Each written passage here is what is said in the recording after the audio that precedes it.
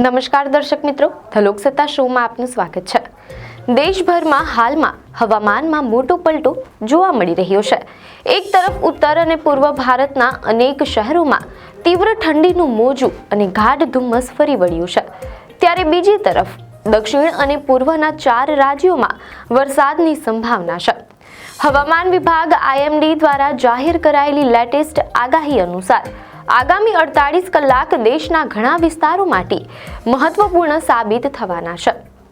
હવામાન વિભાગના જણાવ્યા અનુસાર આજે એટલે કે 9 ડિસેમ્બરે આકાશ વાદળછાયું રહેશે અને આગામી 2 દિવસમાં વરસાદ પડવાની આગાહી છે। આ દરમિયાન ઉત્તર અને પૂર્વ ભારતના 8 મહત્વના શહેરોમાં ગાઢ ધુમ્મસની ચેતવણી જારી કરવામાં આવી છે, જેને કારણે દ્રશ્યતામાં મોટો ઘટાડો થશે।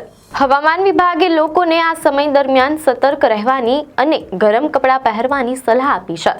વરસાદી વિસ્તારોમાં માછીમારોને પણ સાવધાની રાખવા માટે કહેવામાં આવ્યું છે। દેશમાં ઠંડી અને વરસાદની આ મિશ્ર આગાહી કેવી રહેશે, ચાલો તેના પર વિગતવાર નજર કરીએ। દેશમાં હાલ વરસાદ અને શીતલહેરની મિશ્ર હવામાન પરિસ્થિતિ જોવા મળી રહી છે। હવામાન વિભાગની આગાહી મુજબ આજે એટલે કે 9 ડિસેમ્બરે પશ્ચિમ બંગાળ અને ઓડિશાના અનેક વિસ્તારોમાં કાળા વાદળો છવાઈ જશે અને આગામી 24 કલાકમાં વરસાદ થવાની શક્યતા છે। વરસાદની સૌથી વધુ ચેતવણી દક્ષિણ ભારતમાં છે। તમિલનાડુ અને પુડુચેરી માટે 11 ડિસેમ્બર સુધી ભારે વરસાદની ચેતવણી જારી કરવામાં આવી છે। આ સમયગાળા દરમિયાન દરિયા કિનારાના વિસ્તારોમાં રહેતા લોકોને અને ખાસ કરીને માછીમારોને સાવચેતી રાખવાની અને દરિયો ન ખેડવાની સલાહ આપવામાં આવી છે।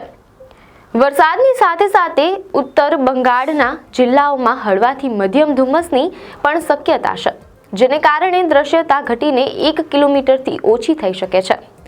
આ બદલાયેલી હવામાન પરિસ્થિતિઓ ખેડૂતો અને મુસાફરો બંને માટે ચિંતાનો વિષય બની શકે છે। ઉત્તર અને પૂર્વ ભારતના મેદાની પ્રદેશોમાં ઠંડીએ પોતાની પકડ મજબૂત કરી છે।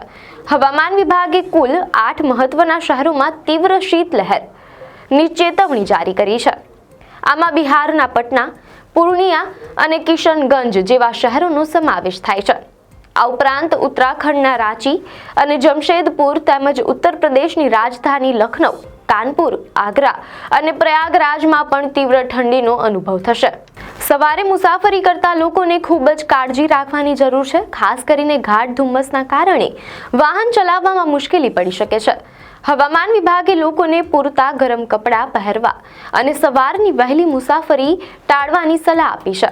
બિહારમાં 9 ડિસેમ્બરથી તીવ્ર ઠંડીનો અનુભવ થવાની ધારણા છે અને ગ્રામીણ વિસ્તારોમાં જોરદાર પવન ફૂંકાવાને કારણે લોકોને વધુ મુશ્કેલીનો સામનો કરવો પડી શકે છે। હવામાન વિભાગના જણાવ્યા અનુસાર અફઘાનિસ્તાન પર સક્રિય પશ્ચિમી વિક્ષેપ વેસ્ટર્ન ડિસ્ટર્બન્સની અસરો ઉત્તર પ્રદેશ સુધી ફેલાઈ ગઈ છે। આ વિક્ષેપ રાજ્યમાં શીતલહેરને વધુ તીવ્ર બનાવી શકે છે। આગામી 2 દિવસ સુધી પરિસ્થિતિ લગભગ એવી જ રહેવાની શક્યતા છે, તેમ અહેવાલોમાં જાણવા મળેલ છે।